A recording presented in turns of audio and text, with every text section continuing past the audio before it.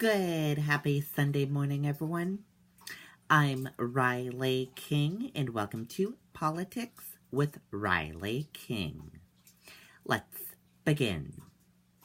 First step, Oregon Democrat Senator Merkley likens Trump's voter base to mob to a lynching.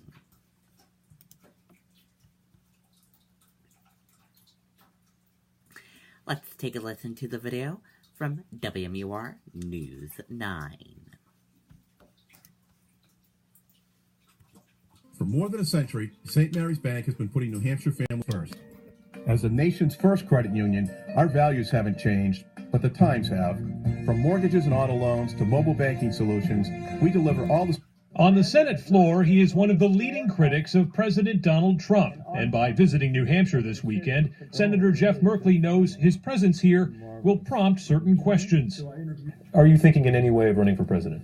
Well, I'm keeping the option open, but I'm absolutely focused on driving the blue wave through this election cycle. Senator Merkley wants more Democratic colleagues on Capitol Hill, where he is one of Washington's most outspoken progressives. He stood alone among Democratic senators in 2016, backing Bernie Sanders.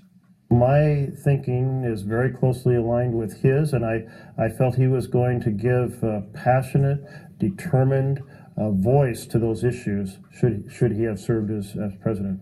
As for the winner of that election, Merkley says President Trump has created a daily soap opera in Washington just to make himself the star.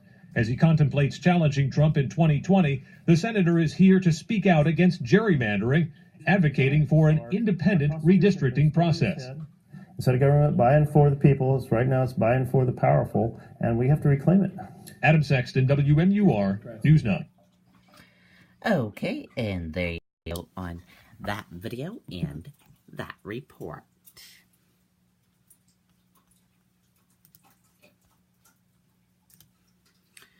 McCourty, Patriots player, ready to be force of change on Beacon Hill.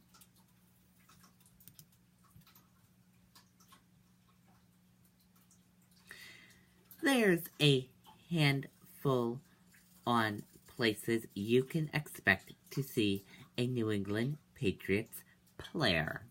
At Gillette Stadium, say, or riding a celebrity duck boat through the streets of Boston. It might be time to add Beacon Hill to that list. Defensive captain Devin McCourty suggested Thursday on a lobbying visit to talk criminal justice reform and other issues with lawmakers. Visiting legislative office with representatives from the American Civil Liberties Union, three-time Super Bowl champion Torrey Brown, and former Pittsburgh Steelers player Euler Booker McCartney said he heard a little bit of everything from lawmakers, including some dancing and trying to avoid. The three athletes are leaders in the Players Coalition, a nonprofit that aims to fight racial and social inequality. Topics McCartney said he highlighted in the meetings included raising the age of juvenile court, traditional mandatory minimum sentences, economic equality, and school funding. McCartney's best-known relative is likely his twin brother, Jason, who was recently traded to the Patriots. But he said it's other members of his family that make issues of equality and justice reform resonate for him. McCartney said he hopes he can bring his brother with him on a similar trip in the future, and that he and other players plan to stay involved.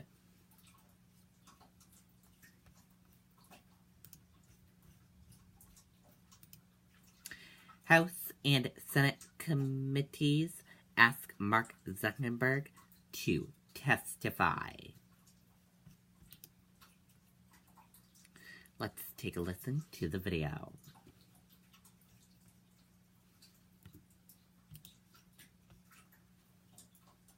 As a mutual savings bank, we take the word mutual seriously, helping our customers get the lending they need to run their businesses better. We've been here for over 190 years and we'll be in it together for 190 more. Saco and Biddeford Savings. If you told me in 2004, when I was getting started with Facebook, that a big part of my responsibility today would be to help protect the integrity of elections against interference by other governments, I wouldn't have really believed that that was going to be something that I would have to work on 14 years later. Do you think that bad actors are using Facebook at this moment to meddle with the U.S. midterm elections? I'm sure someone's trying, right? And I'm sure that there's, V2 of version 2 of whatever the Russian effort was in 2016. I'm sure they're working on that, and there are going to be some new tactics that we need to make sure that we observe and get in front of. Do you know speaking of getting in front of them, do you know what they are? Do you have any idea? Yes, and I think we have some sense of the different things that we need to get in front of. Are you specifically seeing bad actors try to meddle with the U.S. election now? What we see are a lot of folks trying to sow division, right? So that was a major tactic that we saw Russia try to use in the 2016 election. Actually, most of what they did was not directly, as far as we can tell from the data that we've seen, was not directly about the election, but was more about just dividing people. And so they'd run a group on, for pro-immigration reform, and then they'd run another group against immigration reform and just try to pit people against each other. And a lot of this was done with fake accounts that we can do a better job of tracing and using AI tools to be able to scan and observe a lot of what is going on. Lawmakers in the United States and the UK are asking you to testify. Everybody wants you to show up. Will you testify before Congress? So the short answer is I'm happy to if it's the right thing to do. You are the brand of Facebook. You are the name of Facebook. People want to hear from you. And that's why I'm doing this interview. But I think that there's the question in a question of congressional testimony is what is the goal, right? And that's not a media opportunity, right? Or at least it's not supposed to be. The goal there, I think, is to get Congress all the information that they need to do their extremely important job. And we just want to make sure that we send whoever is best informed at doing that. I agree separately that that there's an element of accountability where I should be out there doing more interviews. And as uncomfortable as it is for me to do, a TV interview, it's I think that this is an important thing that as a discipline for what we're doing, I should be out there and being asked hard questions by journalists. Okay, and there you go on that video. And our question for all of you is, do you think Mark Zuckerberg should go to the House and Senate committees to testify? Comment below and let us know. We want to hear from you.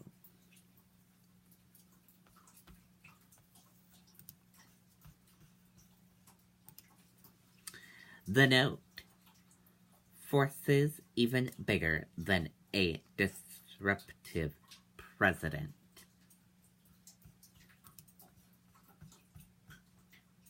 Let's take a listen to the video from ABC News.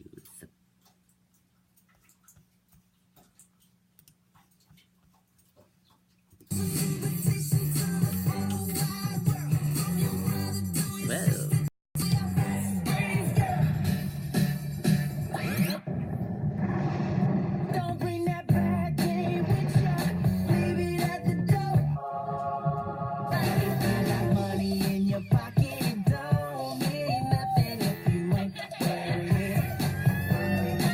Galaxy S9, get one free at Verizon.